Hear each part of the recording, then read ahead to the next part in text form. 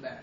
We're coming together in different places on the path, trying to be codependent, trying to depend on somebody else, and use somebody else as an excuse or as a crutch, not to sit and self-realize. That's what the marriage structure has become. And in marriage, there's divorce, but there is no divorce in universal law, because you will constantly keep attracting your level of consciousness. And just because you think you divorce somebody, if you didn't enlighten, you will attract another person at the same level of consciousness. So you never divorced the energetic relationship. You never had an energetic divorce. You just divorced the persona. Now you got another person at the same frequency of that vibration of which you didn't elevate beyond. So you still in the same marriage with the universe. You just switch people. So you can't keep blaming and jumping and hopping and using people as an excuse, and each and every individual must elevate and achieve higher consciousness. Because we keep using each other as excuses, and using the white man as an excuse. We can't have no more excuses. We must begin to elevate within ourselves and evolve within ourselves and take responsibility as individuals. Like I said, we came out the womb by ourselves.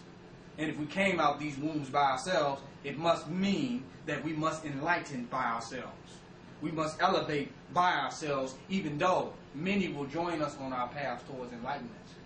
Many will align themselves with us along the way. Some will go the full journey with us. But the reality is, are we constantly making the journey?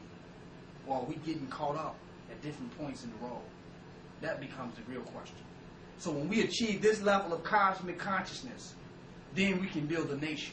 It takes this type of spiritual development and this type of spiritual revolution and realization for nation building. It is a spiritual revolution within the person.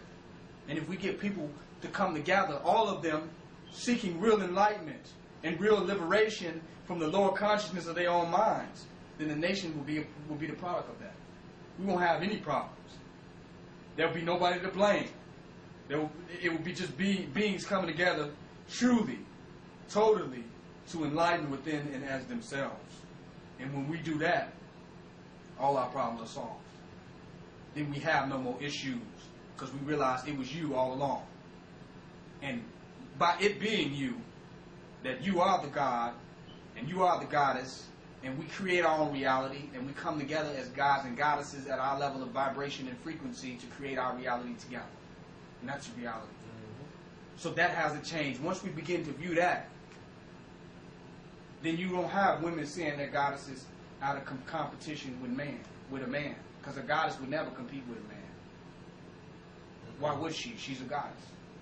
And a god would never compete with a woman. Why would he? Because he's a god. To step down and be woman and man is to step into the realm of duality. And to step into the realm of polarity, which is not the reality of the one. Duality is when we came down from the realization of the one and came into this matrix that's based upon duality and multiplicity, this versus that and up and down. We came from the realm of oneness and we fell into the realm of duality. And duality is a realm of opposition and competition and all that stuff. But within us, there's only one. As the divine realization of who we really are, there is only one. That there is only one of us. And that one has deluded itself by perceiving itself as many other separate others. And these separations begin to battle with each other until they wake up and realize that we're all one. So there's no competitiveness there. There's no battle there between us as a nation and as a community of people.